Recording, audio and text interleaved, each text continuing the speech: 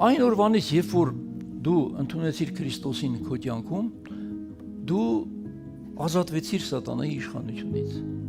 Երբ որ դու ազատվեցիր նրա իշխանությունից, դու դարձար նրա ցուցակում որպես իրեն թշնամի։ Նախկինում քո հետ չէր պատերազմում։ Հիշեք, սատանան ստրուկների հետ չի պատերազմում։ Իսկ մենք ստրուկ էինք։ Նա պատերազմում է ուժեղների, ազատագրվածների եւ Քրիստոսի բանակում եղած զինվորների դեմ։ Իսկ դու այսօր ոչ միայն ազատվեցիր նրանից, այլ ընդունվեցիր Քրիստոսից եւ դարձար նրա համար որպես վտանգավոր ռազմավարական օբյեկտ։ Դու սատանայի համար վտանգավոր օբյեկտ ես։